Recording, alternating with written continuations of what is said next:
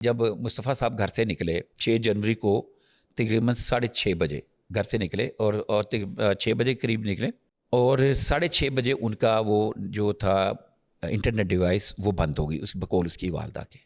جب وہ وہاں پہ گئے تو وہاں پہ ارمغان نے اس سے وہی بات کی کہ تم مطلب وہاں پہ پھر وہی آ جاتی کہ میں کوئی الفاظ کیا بولوں. مطلب مختصر یہ کہ اس کو کہ تم نے میرا مذاق تو نے اڑایا, تو نے میرا میں ویکھ لوں میں چھڈاں گا نہیں, لڑائی ہوگی دونوں میں, لڑائی ہوگی اور اس کو مجھ کے تشدد کرنا شروع کر دیا. اب یہاں پہ ایک تھوڑا سا بریک ہے. ابھی میری 2 دن پہلے بات ہو رہی تھی کراچی میں, وہ یہ کہہ رہے تھے کہ نا یہاں پہ جو اس کو مارا ہے نا اس نے کیونکہ ڈارک ویب ایک ڈارک سائڈ ہے, ایک ایسی ویب ہے جس میں نا کچھ لوگ جو میں تو ان کو ذہنی مریض بولوں گا, جو نا اس میں ایک شرط لگاتے ہیں کوئی ایک بندہ جو اس میں ریڈ روم اس کو کہتے ہیں, ریڈ روم کے اندر کوئی کسی انسان کو لڑکا یا لڑکی کو وہاں پہ وہ رکھتے ہیں, پکڑ کے رکھتے ہیں, یا اس کو باندھا ہوتا ہے یا کھلا چھوڑا ہوتا ہے, تو اس کے بعد تشدد کیا جاتا ہے. اور وہ تشدد فرمائش پہ ہوتا ہے. فرمائش کیا ہوتی ہے؟ کوئی پیٹر صاحب نے کہا جناب آپ اس کی ٹانگوں پہ اپنی یہ راڈ مارو, اور اس کا وہ پے کر رہا ہے, وہ اس کو وہیں پہ پے کر رہا ہے. جیسے آج کل آپ دیکھ نہیں رہے وہ اس کے پہ ٹک ٹاک وغیرہ پہ, اور وہ جو لائیو آتے ہیں تو وہ پھول. یہ قصور میں جو زینب قتل کیس ہوا تھا اس میں ڈارک ویب کا بڑا چرچا ہوا تھا. ڈاکٹر شاہد مسعود نے اس پہ پورا شو کیا تھا کہ زینب جیسے جو واقعات ہیں, جو ریپ کیس ہوا تھا اور اس کے بعد زینب بچی کو مرڈر کر دیا گیا تھا, یہ تب ہم نے شور سنا تھا ڈارک ویب کا. اور اب ارمغان کیس میں بھی یہ آج کے آپ کے پروگرام میں میرا خیال ہے اس سے پہلے اس ڈارک ویب کا اس حوالے سے ذکر نہیں ہوا. ڈارک سائٹ ویب سائٹ کا منشیات خریدنے کے حوالے ذکر ہوا. یہ جو میں بات بتا رہا ہوں, یہ انکشاف جو کر رہا ہوں میں آپ کے پروگرام میں, یہ بالکل نیا, کیونکہ میرے لیے بھی نئی بات تھی. تو اس میں انہوں نے کہا جناب جی آپ کی ٹانگوں پہ مارو, ٹانگوں پہ مارنے کے علیحدہ پیسے. کسی نے کہا جناب اس کے سر پہ مارو, سر پہ مارنے کے الگ پیسے. پھر وہ لوگ جب وہ اس کو مارا جاتا ہے اس میں یہ نہیں کہ پاکستان میں کہیں اور بھی کئی جگہوں پہ ہوتا ہے, جب اس کو مارا تو اس کو سر پہ اس کی چیخیں ماری, تو اس نے کہا نہیں ابھی کم آئی ہے آواز, ذرا مجھے اور سننی ہے, تو یہ $20 اور یا $100 جو بھی ان کا جو طریقہ کار ہے, تو وہ پھر اس کو اس طریقے سے مار. تو یہ انفارمیشن آئی کہ اس کو اس ڈارک روم ریڈ روم میں اس کو مارا گیا, وہ باقاعدہ وہ بولی لگا کے, اور اس بولی لگانے سے پہلے اس نے اسے کہا کہ یہ دیکھ میں اب تیرے ساتھ تجھے مزہ سکھاتا ہوں, تو نے میرا مذاق اڑایا, تو اپنے آپ کو کیا سمجھتا ہے, تو بہت زیادہ ہیرو ہے, اب میں تیرا چہرہ بھی بگاڑوں گا, تیرا میں ہر حلیہ بھی بگاڑوں گا, اب تجھے پتہ چلے گا. تو یہ اگر یہ ہیڈ آ گیا تو بچ گیا, ٹیل آ گیا تو تیری شامت ہے, اور تم آج کا شکار تو ہے. تو ٹیل آیا, بار بار اس نے ہیڈ اور ٹیل کا ہی گیم کھیلی, اور ہر بار ٹیل ہی آتی تھی کہ تم بچو گے نہیں تمہیں مار پڑے گی. تو خیر یہ ڈارک روم کے اس کے ریڈ روم ڈارک ویب سائٹ, اور اس کے بعد یہ جو بات ہے اس میں اس کو تشدد کیا, اتنا زیادہ تشدد کیا کہ وہ بندہ چلنے کے قابل نہیں تھا, اور یہ اس کے شراز کے بقول. پھر اس کے بعد انہوں نے اسی کی گاڑی میں اس کی ڈکی میں ڈال کے اس کو ہب بلوچستان چلے گئے, ساری چیزیں کراس کرتے ہوئے وہاں پر پھر اس کو جلا کے مار دیا. یہ ساری سٹوری آپ کو معلوم. لیکن یہاں پہ ایک بات سچ یہ چیز سامنے آتی ہے کہ ابھی تک یہ کلیئر نہیں ہوا. پہلے سٹارٹنگ میں یہ بتایا گیا کہ بغیر سر کے لاش برآمد ہوئی. کیا وہ جل کے سر ختم ہو گیا یا کیا ہو گیا, یا پھر یہ والی جو ہم ڈارک ویب سائٹ کی آپ کے پروگرام میں انفارمیشن بریک کر رہے ہیں کہ یا پھر وہ سچی ہے. تو وہ مرڈر ہو گیا. مرڈر ہونے کے بعد وہ مصروف جیسے بھی تیسے واپس آئے یہاں سے. پھر وہ جو ارمغان ہے اسلام آباد بائی ایئر اسلام آباد سکردو چلا گیا, شراز لاہور سے اسلام آباد, پھر اسلام آباد سکردو چلے گئے. وہاں سے وہ پھر ساری نظر.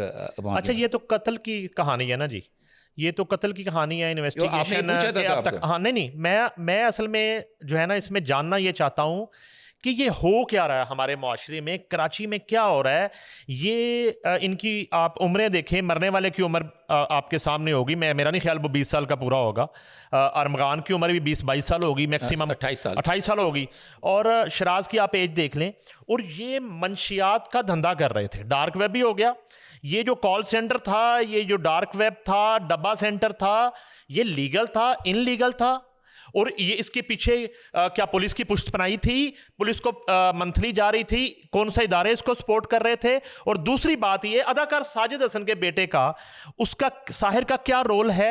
یہ منشیات جو تھی یہ کس لیول پہ فروخت ہو رہی تھی؟ یہ کوئی ہول سیل ڈیلر تھے؟ یہ پرچون بیچتے تھے؟ یہ گرم آنڈے لے لو گرم آنڈے لے لو گلیوں میں جا کے بیچتے تھے؟ اور یہ کتنے کروڑ کا بزنس تھا، اور اب تک یہ منشیات فروشی سے کتنا پیسہ ارن کر چکا تھا یہ گروپ؟ پہلے آپ بات کو یہ سمجھیں کہ یہ ایک آپ کے سوال کا جواب تھا کہ وہ مصطفیٰ منشیات فروش تھا، اس کا تعلق بنا مرڈر ہوا، اس کے ساتھ تھا، شراز اس کے ساتھ آ کے مل گیا اور اس کے جرائم میں شامل ہو گیا۔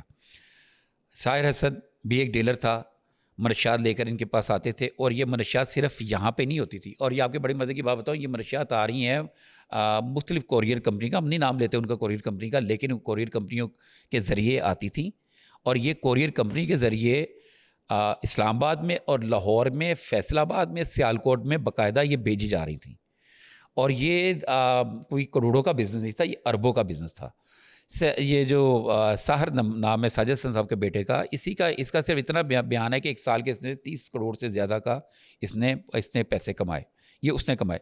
لیکن آج ہم ارغوان کی طرف، جو یہ منشیات کا بزنس بھی ڈیل کر رہا تھا اور یہ ڈبہ کال سینٹر بھی کر رہا تھا، اب اس کا تو اربوں روپے تھے۔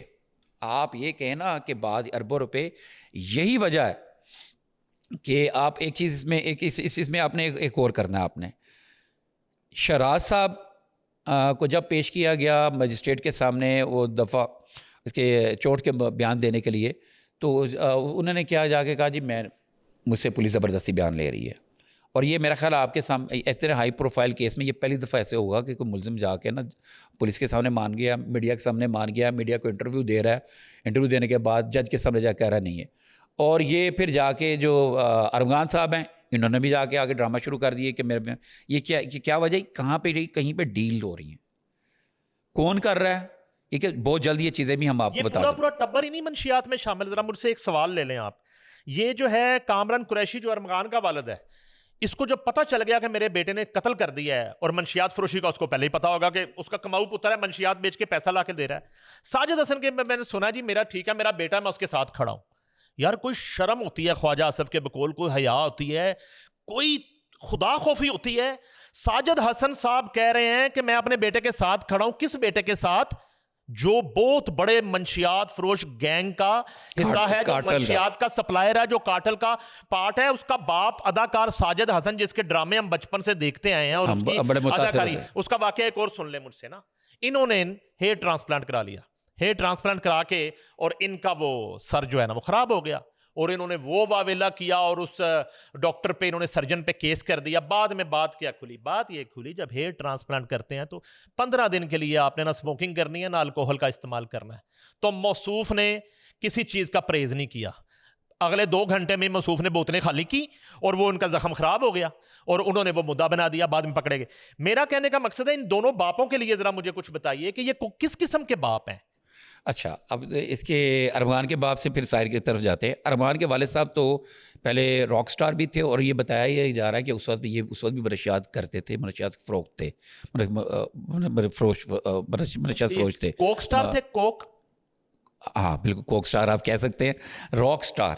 ایک دور تھا راک سٹار میں ان کے بڑے ڈرامے، اگر آپ اس کی کوئی ہمارے پوڈ کاسٹ کی ریلز بنائیں گے تو آپ کے یہ جو پروڈیوسر حضرات ہیں وہ وری اس میں اس کی کلپ لگا دیں گے، جس میں وہ باقاعدہ گانا گا کے بھی بتاتا ہے، وہ باقاعدہ پوری ایکٹنگ کر کے بتاتا ہے، اور اپنی وہ ہسٹری بھی بتاتا ہے۔ تو یہ منشیات کا یہ تو باقاعدہ اس نے ایک نہیں دفعہ، بارہا دفعہ کہا جی وہ کوک منشیات لیتا ہے، اس کی طبیعت خراب ہے۔ اس نے یہاں تک کہا کہ وہ جیل میں اس کو منشیات چاہیے، اس کو نہیں مل رہی، اس کی طبیعت خراب ہے۔ جج صاحب، جج کو بھی کہا، عام پبلک کو بھی کہا، میڈیا کو بھی کہا، آپ کو بھی کہا، اور مجھے بھی کہا۔ اس نے، اس کے باپ کو بھی معلوم تھا، اس کے باپ کو اس کے سارے کاروباروں کا پتہ تھا، اس کا باپ اس کو جتنا اسلحہ تھا وہ بھی لے کے دیتا تھا، اس کا باپ امریکہ میں بیٹھ کے اس کا جو ڈبہ سینٹر ہے اس کو بھی ڈیل کرتا تھا، لیکن پیسے کی کنجی ساری جو چیز تھی وہ ارمغان کے پاس تھی۔ تو یہاں پہ آ کے جو اتنی محبت ان کی باغ رہی، وہ کہتے ہیں نا ایک بیوقوف دوست سے عقل مند دشمن بہتر ہے، تو ان مصوف نے اس کو توجہ ہٹانی چاہیے۔ پہلے کہہ دیا جناب جی ہمارے گھر میں جب وہ گولیاں اس لیے چلا رہا تھا کہ اس کے پاس سافٹ ویئر اتنے قیمتی تھے، اربوں روپے کے سافٹ ویئر تھے، وہ اس کو پولیس کے حوالے کسی کے حوالے دینا نہیں چاہ رہا تھا. یہ پوری فیملی، اس کی والدہ کو نہیں میں بولوں گا، لیکن کیونکہ ہمیں اس کے شاہد نہیں ملے، اس کے باپ بیٹے دونوں کی چیزیں موجود ہیں. اب آ جائیں ان کی ساجد اسد صاحب کی طرف. اب ساجد اسد صاحب جناب وہ بقول پولیس کے، ہم تو پنجاب میں ہیں نا، تو مانگ سندھ پولیس کے پاس ہم نے ان کے کوئی چیزیں نہیں ملی، لیکن چیزیں سوری سمجھنے والی، جیسے آپ نے ایک بات کی، ان کا بیٹا منشیات کا کام کر رہا ہے، منشیات کے پیسے آن لائن منگوا رہا ہے، آن لائن پیسے ہو رہے ہیں. دیکھیں اس کے آپ بیٹھے ہیں مطلب کراچی کے کسی کونے میں، تو آپ کو منشیات چاہیے، رائڈر جا رہا ہے دینے کے لیے، اور پیسہ آ رہا ہے آن لائن پیسہ کس کے اکاؤنٹ میں آ رہا ہے؟ آپ کے جو اداکار ہیں ان کے مینیجر صاحب کے اکاؤنٹ میں آ رہا ہے. یعنی جس طرح ہم یہ منگوا لیتے ہیں، منچورین منگوا لیتے ہیں، منچورین منگوا لیتے ہیں، بچوں کے لیے ٹوائے منگوا لیتے ہیں آن لائن، رائڈر جو ہے منشیات دینے جا رہا ہے. ہاں منشیات دینے جا رہا ہے. کمال ہو گیا. ٹھیک ہے، کمال ہو گیا. منشیات دینے جا رہا ہے اور پیسہ آ رہا ہے، وہ اس کے صرف ان کے اکاؤنٹ میں آن لائن پیسے آ رہے ہیں. اور اس کی تصدیق ان کے مینیجر نے بھی کی. اس نے یہ بھی کہا جی میں نے اس کی شکایت بھی لگائی تھی. اچھا مجھے بتائیں، ایک مینیجر کے اکاؤنٹ میں لاکھوں روپے آ رہے ہیں، ٹھیک ہے، لاکھوں روپے آ رہے ہیں، اور وہ اس کا مینیجر نہیں ہے، اس کے باپ کا مینیجر ہے، تو وہ کیسا مینیجر ہے کہ اس کے باپ کو نہیں پتہ؟